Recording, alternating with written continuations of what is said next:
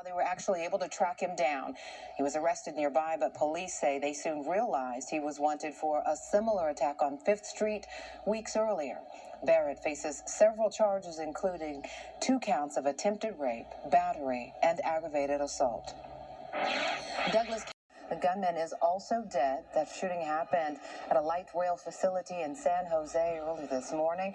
Authorities cannot confirm the number of people who were killed or how many were injured or the extent of those injuries, but we do know some of the victims were Valley Transportation Authority employees. We're going to continue to follow this story, and as we get more information, we'll bring it to you on air and online at fox5atlanta.com.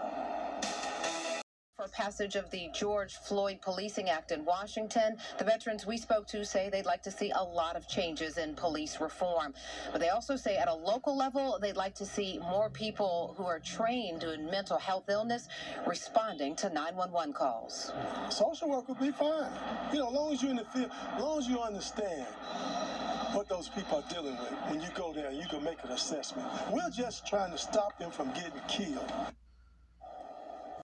Airports. In an op-ed published Monday, former Treasury Secretary Larry Summers warned the primary risk to the U.S. economy is overheating and inflation, suggesting Congress repurpose unused dollars allocated for COVID spending. Just another bit of good advice from former Treasury Secretary Larry Summers to his good friends in the Biden administration. Democrats remain unconvinced, with Senate Majority Leader Chuck Schumer saying the Senate will move forward with or without Republican support come July. We hope to move forward with Republicans, but we're not going to let them saying no stand in our way. If a deal can't be...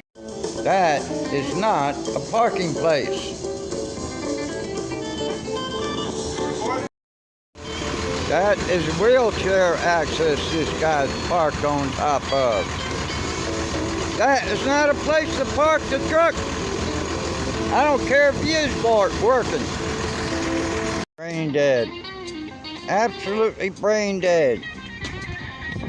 Another one way the hell down there too, where it ain't supposed to be. Idiots. Idiots. They don't belong here. Park them where they belong. Ah, boy. Right in the middle of the walkway. Bonaventure. No, this ain't Bonaventure. What is this? Ah, Somerset.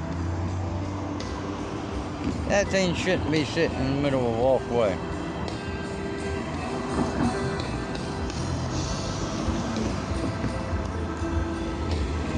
Dumbasses. To see kids that young engaging in criminal behavior such as this. A city councilman who wants to be Atlanta's next mayor is the latest target of car thieves. Good evening, I'm Russ Spencer. And I'm Courtney Bryant. Brown was outside his car meeting with community leaders when he says a group of very young thieves jumped into his car and took off. Fox 5's Patty Pan talked to the councilman and joins us live tonight with his reaction. Patty? Yeah, Councilman Brown says he never saw it coming. He tells us that he literally was standing just a few feet away from his car when he says a number of children, 4 kids who he says didn't appear more than 11 or 12 years old, got into his car and tried to get away. Now, he says he tried to stop that driver. The driver ended up dragging him a short distance, and the councilman says that's when he realized at some point he had to let go. As he started to speed up, and I knew that if I had not let go, I could have probably killed myself because he was going so fast. I would have started to tumble, and I didn't want to hurt him. Atlanta councilman and mayoral candidate Antonio Brown says what happened to him in his district in the Dixie Hills community in northwest Atlanta is a perfect example of what is happening to our youth and why we as a society need to step up and help. Councilman Brown tells Fox 5 4 young children stole his white Mercedes coupe just before noon Wednesday, and at the time he was standing just a few feet away speaking with community leader Ben Norman. One kid was in the driver's seat. Ben attempted to open the door to get him out of the car. He fought with Ben. I then engaged and tried to get him out of the car. The 3 other kids were trying to figure out to get in the car or stay out of the car. He started to hit on the gas. Ben let go, and then the kid started to drag me in the car a half of a block. Officers were called to Verbena Street in northwest Atlanta. According to Councilman Brown, he turned off his car, which has a keyless start, got out of the car, and was standing nearby when he says he noticed 4 young children, no more than 11 or 12 years old, the youngest possibly 6 or 7, walking around a nearby store, and within seconds, they were in his car. We try to go there, we're going to maybe try to get the kid out of the car or something, but like, what do you do to a kid, right? Right. You know, it's like, yeah, so he'd already started, figured out, I mean, they had plans, they knew what they were going to do. Just hit the gas, and he peeled out, and took off. I will not press charges against these kids, and the reality is this: we need programmatic initiatives in place to help support these kids, to be able to give them another pathway instead of them committing crime.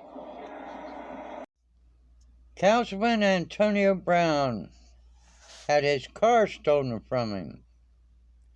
Well, apparently, he didn't do what the police have been telling people to do.